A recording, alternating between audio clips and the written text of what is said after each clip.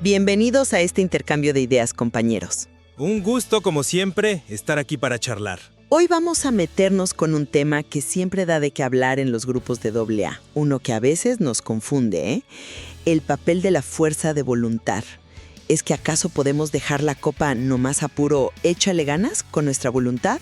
¿O la cosa es más enredado de lo que parece a simple vista? Es una pregunta central, ¿verdad? Porque a primera vista, el programa mismo parece darnos mensajes que, bueno, podrían sonar contradictorios sobre la voluntad. Exactamente. Y para ponerle más sabor al caldo, vamos a basar nuestra plática en un escrito del propio Bill, de allá de 1962. En ese texto, él mismo intenta, desenredar esta madeja, aclarar cómo juega la voluntad en nuestra recuperación, porque ya desde entonces había, confusión. Un escrito muy revelador, la verdad. Bill le entra directo a las preguntas difíciles, como solía ser. Así es. Entonces, la pregunta que queremos explorar hoy es esta. ¿Es la fuerza de voluntad completamente inútil para nosotros los alcohólicos, como sugiere de golpe el primer paso?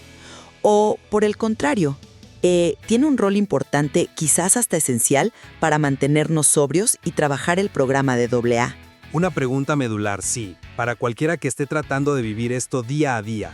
Y para que quede claro desde el principio, una servidora va a argumentar que si bien la fuerza de voluntad por sí sola no puede contra la obsesión por beber, sí es una herramienta, indispensable y necesaria para poder llevar a la práctica el resto del programa de recuperación de AA.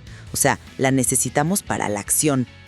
Y desde mi perspectiva, compañeros, voy a sostener que la verdadera recuperación que nos ofrece AA, tal como la describe Bill en ese escrito y en su experiencia, nos lleva a un estado donde precisamente nos vemos liberados de la necesidad de usar la fuerza de voluntad como principal defensa contra la obsesión por el alcohol.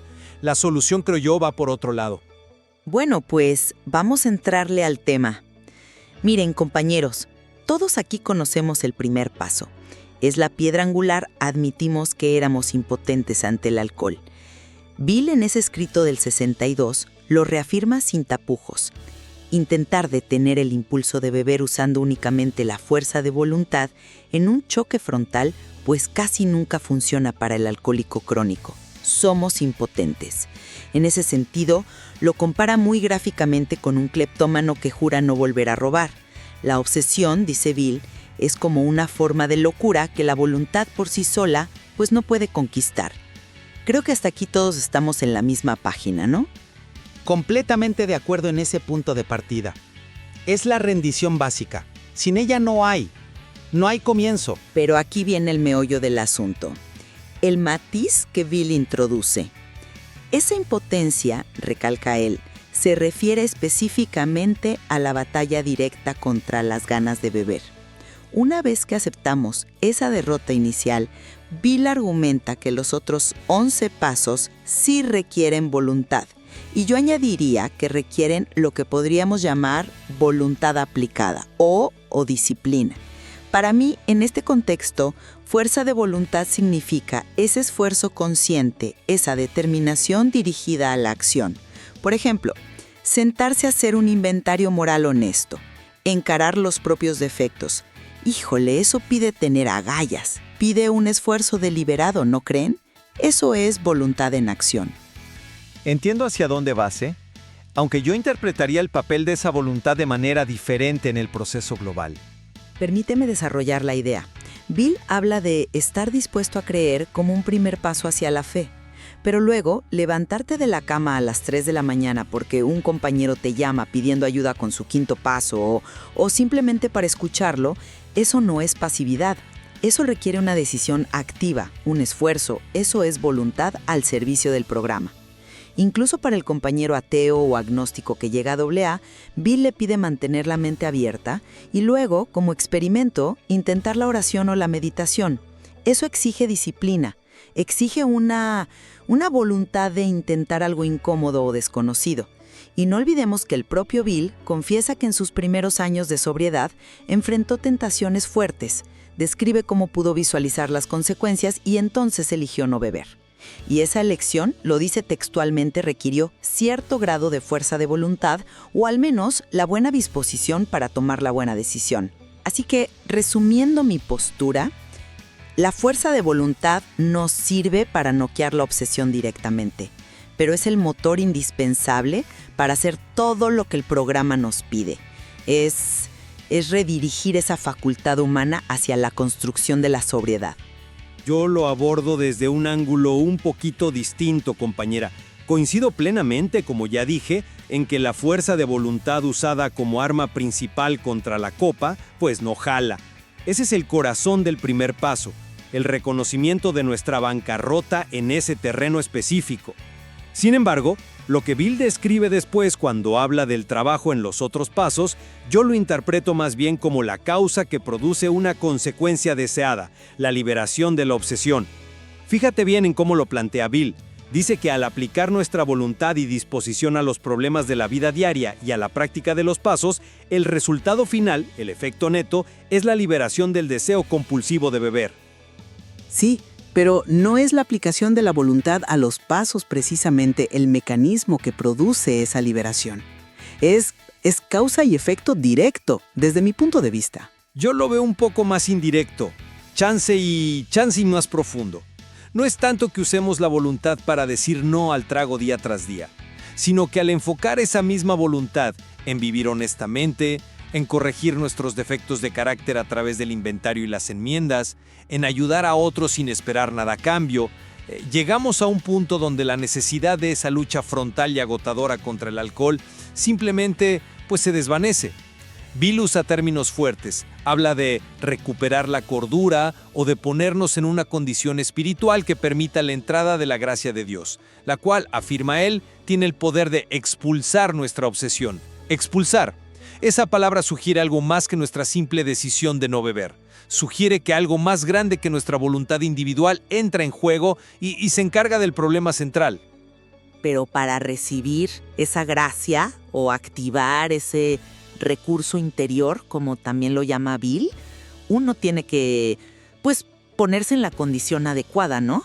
Y eso implica acción, esfuerzo, o sea, voluntad para trabajar los pasos. Exacto. Se necesita voluntad para emprender el camino, para hacer el trabajo que sugieren los pasos, para buscar esa condición espiritual. Totalmente de acuerdo. Pero la meta, el destino de ese esfuerzo, es precisamente alcanzar esa liberación donde la voluntad contra el alcohol ya no es la herramienta principal de la sobriedad. Bill mismo dice que no importa tanto cómo llamemos a esa ayuda externa o interna, recurso interior escondido o recursos de Dios. Lo fundamental es que algo superior a nuestra simple fuerza de voluntad personal frente al alcohol es lo que realiza la tarea de fondo, quitar la obsesión.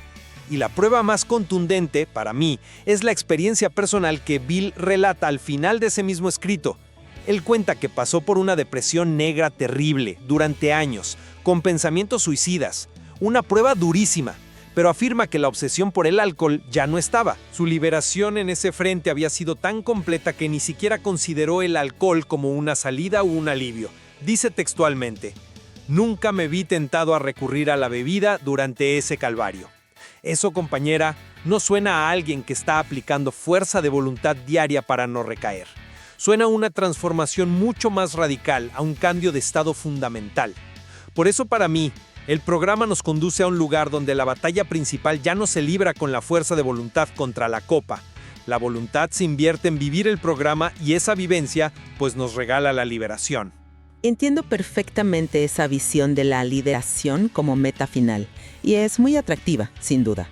Pero vayamos al primer punto donde quizá diferimos más claramente: la naturaleza exacta de esa impotencia inicial. Tú sugieres que el primer paso, al decir impotentes, implica que cualquier aplicación de la voluntad contra el alcohol está, condenada al fracaso desde el principio. La analogía del cleptómano parece apuntar a una compulsión tan fuerte, casi una locura, que la voluntad racional no puede ni rozarla. Así lo interpreto yo, sí. Es una admisión de derrota total en ese campo de batalla específico. Yo contra el alcohol. Si no fuera así, si nuestra voluntad tuviera alguna posibilidad real en esa lucha directa, el programa de AA probablemente empezaría de otra manera, ¿no crees? El primer paso sería diferente. Ahora entiendo ese punto, pero considero que Bill sí introduce un matiz importante. Somos impotentes ante el alcohol en un encuentro frontal, como él mismo lo describe. Pero fíjate, incluso para poder admitir esa impotencia, para dar sinceramente ese primer paso, Bill dice que necesitamos buena disposición. Y yo me pregunto, ¿esa buena disposición para rendirse, para aceptar la derrota, no es ya en sí misma un acto de voluntad? Quizás no es la voluntad de controlar el trago, pero sí es la voluntad de ser honesta, la voluntad de aceptar la ayuda. No lo veo como una parálisis total de nuestra capacidad de elegir y actuar, sino como un uso inteligente de la voluntad para reconocer dónde nos sirve y dirigirla hacia donde sí puede ser útil, aceptar la necesidad del programa y empezar a trabajar los demás pasos. Es como usar la voluntad para rendirse, una paradoja muy típica de AA. Justamente ahí es donde veo una diferencia crucial. Para mí, esa buena disposición inicial es cualitativamente diferente de la fuerza de voluntad que necesitamos después para la acción programática. La buena disposición es más una actitud de apertura, de honestidad, de dejar de pelear una guerra perdida. Es como abrir la puerta. En cambio, la fuerza de voluntad, tal como yo la entiendo en el contexto de los pasos posteriores, es la energía que usamos para construir algo nuevo. Hacer el inventario, reparar los daños, practicar los principios, llevar el mensaje. El objetivo de estas acciones, insisto, no es fortalecer nuestra capacidad de resistir al alcohol directamente, sino crear las condiciones internas y externas para que la obsesión sea removida o expulsada, como promete el segundo paso, que es posible, y como Bill describe que ocurre. Usamos la voluntad para levantar la estructura de nuestra nueva vida, no para seguir apuntalando el viejo muro que de todos modos se iba a caer. Pero, ¿es realmente una distinción tan tajante entre buena disposición y fuerza de voluntad? ¿O estamos hablando de diferentes aplicaciones de la misma facultad humana fundamental, la capacidad de elegir, decidir y esforzarse conscientemente? Para mí, ambas implican un esfuerzo dirigido. Admitir la impotencia, sobre todo al principio, requiere un esfuerzo tremendo contra el ego y la negación. Hacer un cuarto paso honesto requiere otro tipo de esfuerzo, de disciplina. Llamémosle como le llamemos, es nuestra capacidad de actuar deliberadamente la que está en juego en todo el proceso, aunque la dirijamos a metas distintas en cada etapa. No. Permíteme retomar lo que dijo Bill sobre la liberación, porque creo que ahí está la clave de nuestra diferencia. Mi argumento se apoya mucho en su testimonio sobre su larga depresión. Cuando dice, nunca me vi tentado, híjole, eso sugiere algo más que una simple victoria de la voluntad sobre la tentación. Suena a una ausencia casi total de la opción misma del alcohol como solución, incluso en medio de un sufrimiento extremo. Es como si el problema del alcohol hubiera sido extirpado de raíz, dejando su voluntad libre para luchar contra la depresión, pero sin tener que dividirla para pelear también contra el trago. Eso va más allá de simplemente tener la fuerza de voluntad para elegir correctamente. Parece indicar que la elección misma, en lo referente al alcohol, pues ya no se presentaba de la misma forma premiante. Eso que mencionas es interesante. Sin embargo, no podemos olvidar la otra parte de la historia que el mismo Bill cuenta y que mencioné antes. Él admite que sí tuvo tentaciones fuertes durante sus primeros 2 años de sobriedad y tuvo que elegir activamente no beber. Él lo explica diciendo que había recuperado suficiente sano juicio para poder elegir bien, pero aclara inmediatamente que esa elección aún requería cierto grado de fuerza de voluntad. Entonces, quizás la liberación no siempre significa una ausencia total y permanente de la tentación desde el día 1 para todos. Quizás para muchos, la liberación consiste en alcanzar un estado mental y espiritual donde ya no estamos ciegos a la realidad de nuestra enfermedad, donde podemos ver las consecuencias y donde nuestra voluntad, ahora sí, fortalecida por el programa y apoyada por un poder superior o ese recurso interior, puede ser ejercida de forma efectiva. La liberación sería entonces recuperar la capacidad de elegir correctamente, una capacidad que la obsesión nos había robado. y esa elección recuperada aún necesita de nuestra voluntad para llevarse a cabo. Quizás no es un evento único para todos, sino pues un proceso con diferentes niveles. ¿Cómo ves? Sí, es posible que haya niveles o etapas en esa liberación. Tal vez esas tentaciones iniciales que describe Bill son parte del camino hacia esa liberación más profunda y estable que experimentó después, incluso durante su depresión. Él mismo parece contrastar esas primeras luchas con la paz que sintió respecto al alcohol más adelante. Quizás el ideal, la meta hacia la que apunta el programa de AA, según la experiencia que Bill relata como mayoritaria, es precisamente esa liberación más completa, donde la lucha constante y consciente contra la copa, usando la fuerza de voluntad, ya no es el pan nuestro de cada día. Es una posibilidad, y eso me conecta con el último punto que quería tocar. Algo que Bill menciona casi de pasada. Dice que aquellos que intentan otros caminos para la sobriedad y lo logran, quizás se mantienen sobrios de la forma más difícil. Si tomamos mi argumento, podría ser que intentar depender menos de la voluntad disciplinada y del esfuerzo consciente para aplicar los pasos día tras día sea precisamente ese camino más difícil. Quizás el programa requiere más de nuestra voluntad activa y constante de lo que a veces nos gustaría. ¿Cómo pues nos gustaría pensar? O viéndolo desde mi perspectiva, podría ser justamente al revés, compañera. El camino difícil podría ser seguir empeñados en aplicar nuestra limitada fuerza de voluntad directamente contra la obsesión del alcohol, o incluso aferrarnos a la idea de que nuestra voluntad es la clave final de la sobriedad, en lugar de confiar plenamente en el proceso de los pasos y en un poder superior para que obren esa transformación profunda que Bill describe. Él llama a la experiencia de la liberación por medio del programa la ortodoxia de AA, sugiriendo que es el camino comprobado por la mayoría. Confiar en ese proceso, rendir el control que tanto nos cuesta soltar y aplicar nuestra voluntad a vivir los pasos en lugar de a resistir el trago, paradójicamente, podría ser el camino más eficaz y, a la larga, menos agotador, aunque requiera una fe y una rendición que desafían nuestro ego. Bueno, compañero, creo que le hemos dado varias vueltas interesantes a esta cuestión. Para recapitular mi postura, queda clarísimo, y Bill es el primero en subrayarlo, que la fuerza de voluntad por sí sola, en un enfrentamiento directo con el deseo de beber, es inútil para el alcohólico como nosotros. Admitir esta impotencia es el cimiento de todo. Pero, desde mi punto de vista, esa misma facultad de la voluntad sigue siendo una herramienta esencial y activa que utilizamos dentro del programa de AA. La voluntad para ser rigurosamente honestas en el inventario, la voluntad para enmendar los daños causados, la voluntad para levantarnos y ayudar a otro compañero que sufre, la voluntad para mantener una mente abierta y buscar conscientemente una relación con un poder superior como cada quien lo conciba.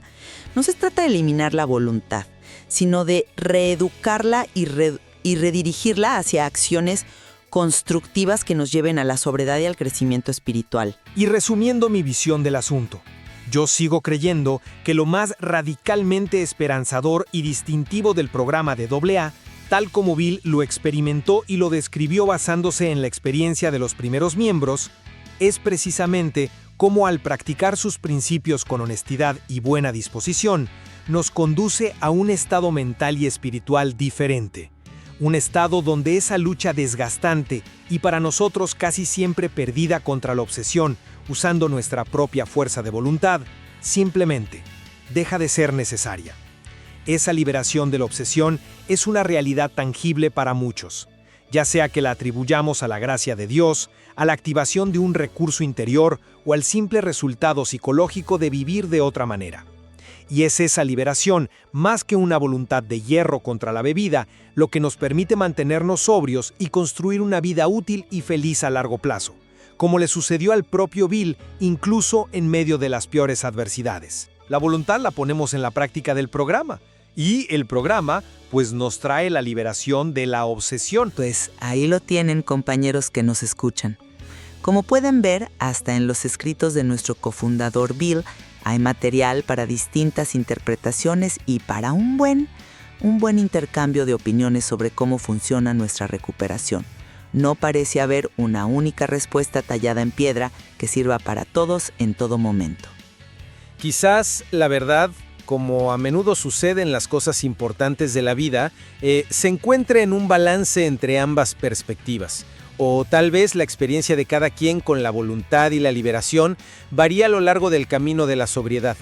Lo crucial es seguir reflexionando sobre esto, seguir compartiendo nuestra experiencia, fortaleza y esperanza en las juntas y en el apadrinamiento. Exacto. Hay mucha más tela de dónde cortar en estos temas, tanto en nuestra literatura como, y sobre todo, en la vivencia diaria del programa. El chiste al final es que toda esta reflexión nos sirva para mantenernos sobrios hoy y para seguir creciendo como personas. Así es. Gracias por esta charla tan enriquecedora, compañera. Gracias a ti y gracias a todos ustedes por acompañarnos en este intercambio de ideas.